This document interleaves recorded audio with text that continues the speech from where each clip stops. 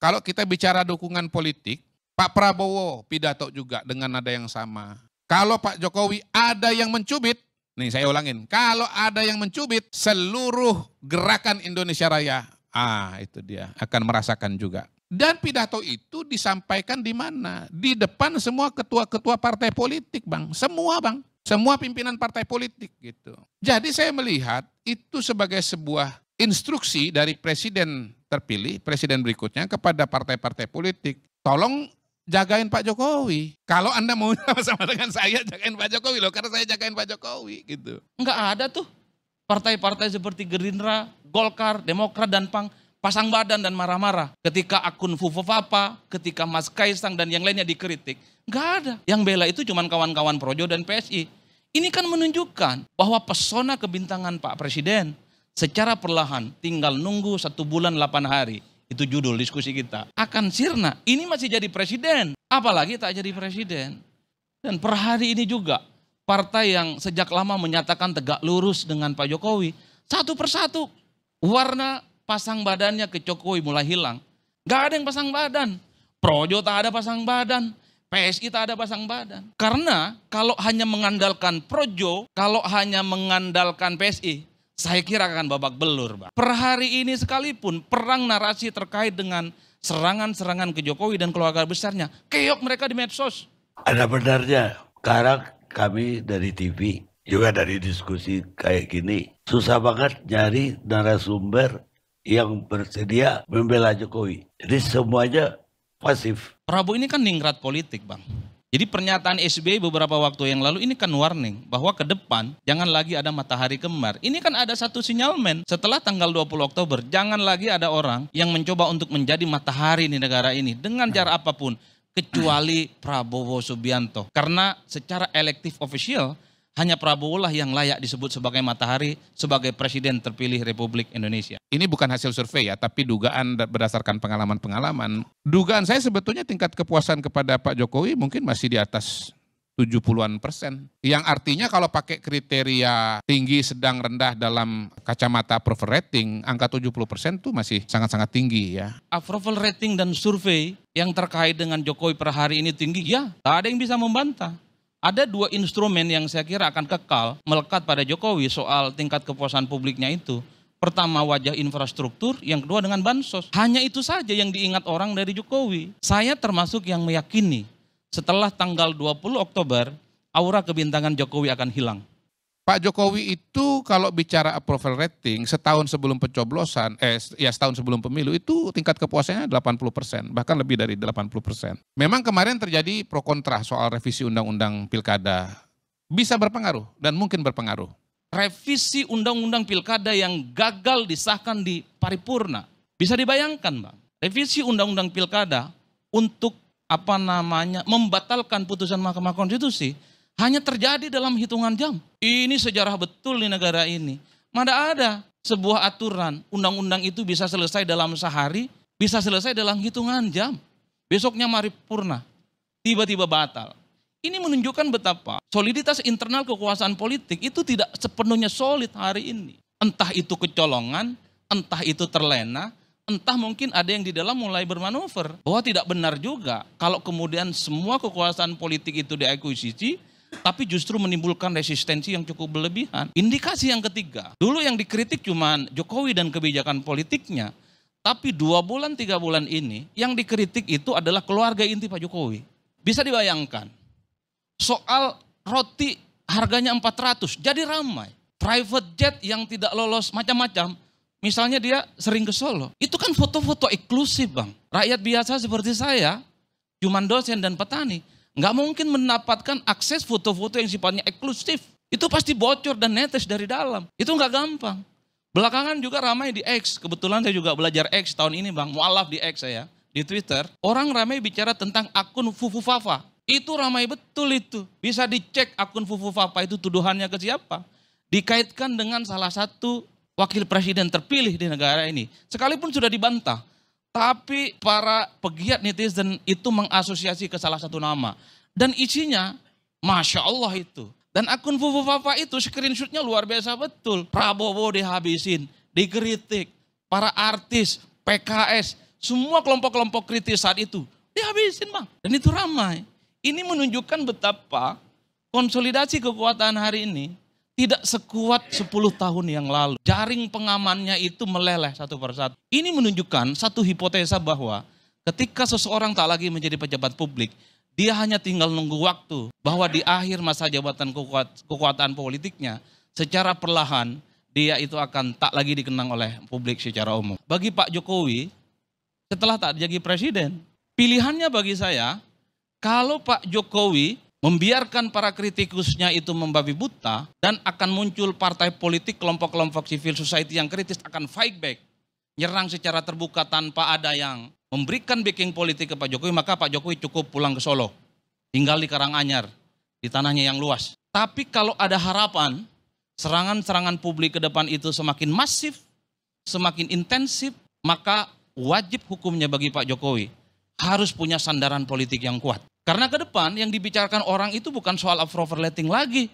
bukan soal ada anaknya jadi wapres, bukan soal menantunya jadi gubernur, bukan itu lagi. Tapi dosa-dosa politik Pak Jokowi akan dihitung dan diakumulasi selama 10 tahun dan akan muncul serangan-serangan balik. Di situ yang paling nyata pasti PDIP. Di situ juga ada kalangan mahasiswa.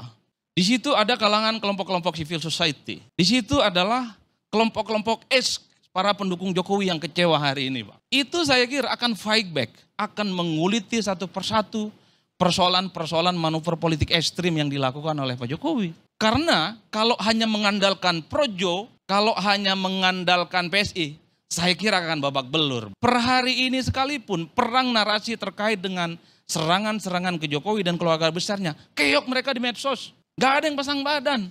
Projo tak ada pasang badan, PSI tak ada pasang badan. Dan per hari ini juga partai yang sejak lama menyatakan tegak lurus dengan Pak Jokowi, satu persatu warna pasang badannya ke Jokowi mulai hilang. Enggak ada tuh partai-partai seperti Gerindra, Golkar, Demokrat dan PAN pasang badan dan marah-marah ketika akun Fufofapa, ketika Mas Kaisang dan yang lainnya dikritik. Enggak ada. Yang bela itu cuma kawan-kawan Projo dan PSI.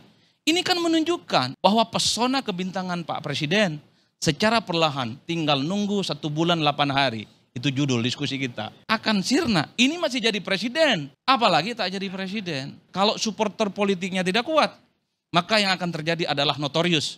Pak Jokowi memang terkenal, tapi terkenal keburukannya. Yang dicicil itu adalah soal politik dinasti, keluarga besarnya yang tidak sederhana, hidupnya sangat elitis, dan seterusnya, dan seterusnya. Assalamualaikum warahmatullahi wabarakatuh. Jumpa lagi dengan saya di Camp TV Channel.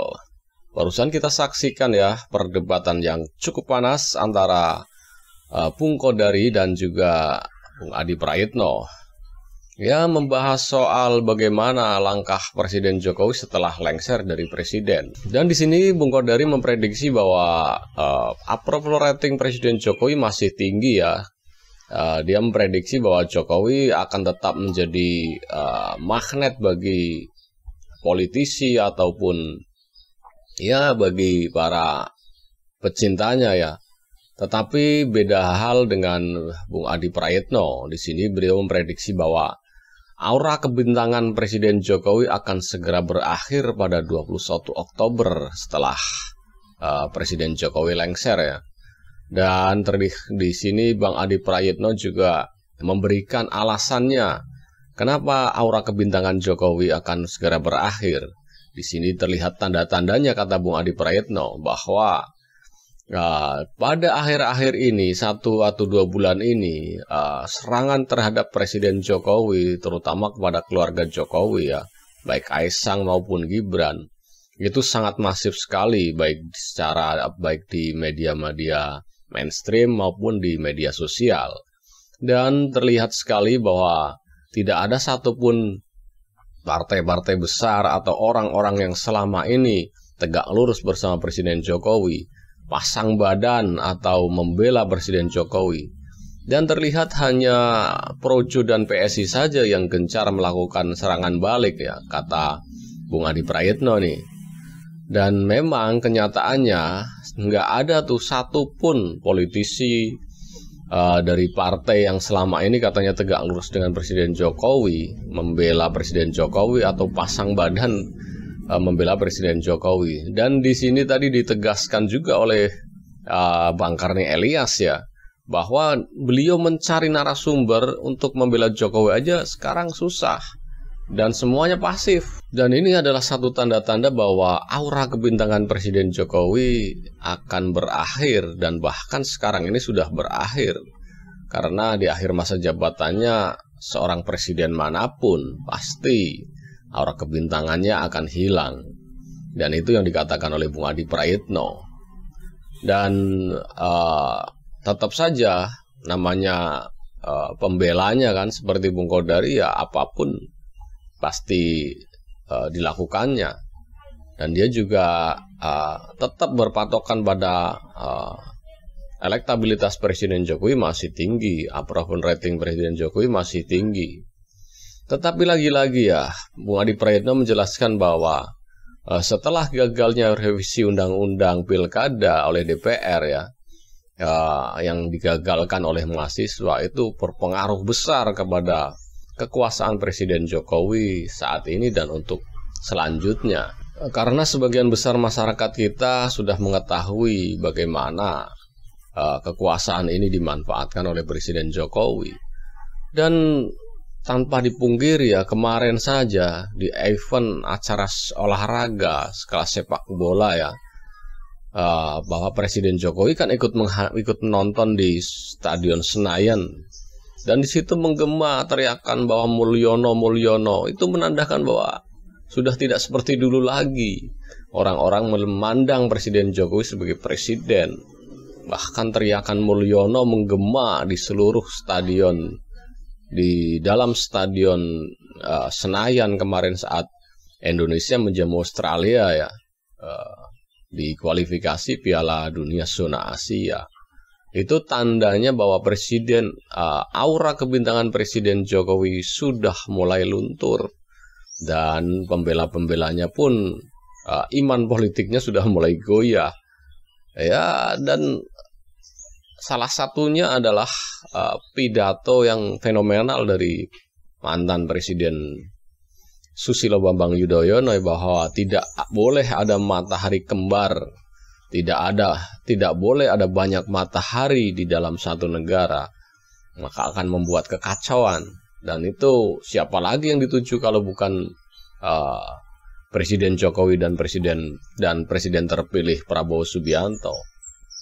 Jadi tetap yang akan menjadi matahari di Indonesia ini yaitu Presiden terpilih yaitu Prabowo Subianto, dan mantan presiden seperti Presiden Jokowi tidak bisa lagi menjadi matahari kembar di negara ini. Dan itu sudah diwanti-wanti oleh mantan Presiden Susilo Bambang Yudhoyono, dan itu sebagai indikasi bahwa sekali lagi aura kebintangan Presiden Jokowi telah berakhir.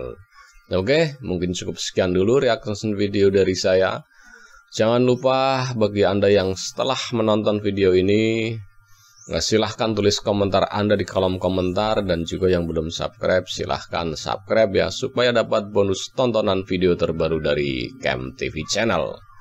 Salam waras.